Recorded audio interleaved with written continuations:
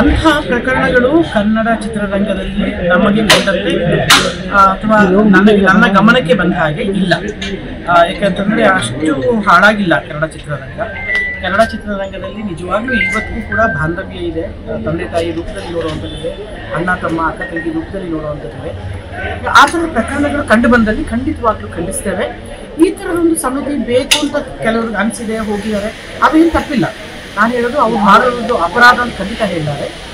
ಖಂಡಿತ ಈ ಥರ ಯಾವುದೇ ಹೆಣ್ಮಕ್ಳು ಯಾವುದೇ ರಂಗದಲ್ಲಿ, ಅದು ಸಿನಿಮಾ ರಂಗ ಅಂತ ಮಾತ್ರ ಅಲ್ಲ, ಅದು ನೀವು ಕೆಲಸ ಮಾಡೋ ಸ್ಥಳದಲ್ಲಾದರೂ ಆಗಿರ್ಬೋದು, ನಾವು ಹೆಣ್ಣುಮಕ್ಕಳು ಹೊರಗಡೆ ಬಂದು ಕೆಲಸ ಮಾಡೋ ಸ್ಥಳದಲ್ಲಾದರೂ ಆಗಿರ್ಬೋದು, ರಾಜಕೀಯ ರಂಗದಲ್ಲಾಗಿರ್ಬೋದು, ಅಥವಾ ಸಾಮಾನ್ಯ ಗೃಹಿಣಿಯರಲ್ಲಿ ಕೂಡ ಆ ಥರದ ಒಂದು ಸಂದರ್ಭಗಳನ್ನ ಎದುರಿಸಬಹುದು.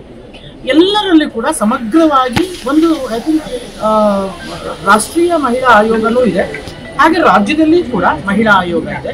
ಹಾಗೆ ನಮ್ಮ ಕಲಾವಿದರ ಇದರಲ್ಲಿ ಕೂಡ ನೋಡ್ಬೇಕಂದ್ರೆ ಫಿಲಂ ಚೇಂಬರ್ ಇದೆ, ನಮ್ಮ ತಾಯಿ ಸಂಸ್ಥೆ ಇದೆ. ಈ ಥರದ್ದು ಎಲ್ಲರೂ ಕೂಡ ಆ ಥರದ ಏನಾದರೂ ಕಂಪ್ಲೇಂಟ್ಗಳನ್ನ ಕೊಟ್ಟರೆ ಅವ್ರು ನ್ಯಾಯ ಒದಗಿಸ್ತಾರೆ ಅನ್ನೋ ನಂಬಿಕೆ ನಮಗಿದೆ.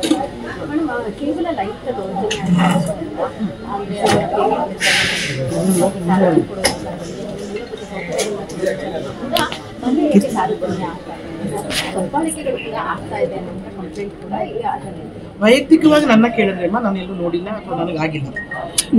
ಆದ್ರೆ ಆ ಥರದ್ದು ಆದ್ರೆ ಖಂಡಿತ ಧ್ವನಿ ಎತ್ತಬೇಕು. ಯಾಕಂದ್ರೆ ಮಹಿಳೆಯರು ಏನು ಸೆಕೆಂಡ್ ಪ್ರಜೆಗಳಲ್ಲ. ಇಲ್ಲಿ ಮಹಿಳೆಯರಿಗೆ ಒಂದು ಗೌರವ ಇದೆ, ಆ ಥರ ಇದೆ. ಬಟ್ ನಮ್ಗೆ ಎಲ್ಲಿಯೂ ಶೌಚಾಲಯದ ಪ್ರಾಬ್ಲಮ್ ಆಗಲಿ ಅಥವಾ ನೀವು ಹೇಳಿದ ದಬ್ಬಾಳಿಕೆಗಳಾಗಲಿ ನನ್ನ ಗಮನಕ್ಕೆ ಅಥವಾ ನನ್ನ ವೈಯಕ್ತಿಕವಾಗಿ ಆಗಿಲ್ಲ, ಆಗೋದು ಬೇಡ.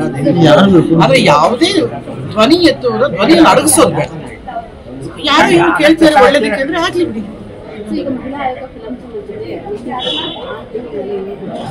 ನನ್ನ ಕರೆದಿಲ್ಲಮ್ಮ ಇದುವರೆಗೂ,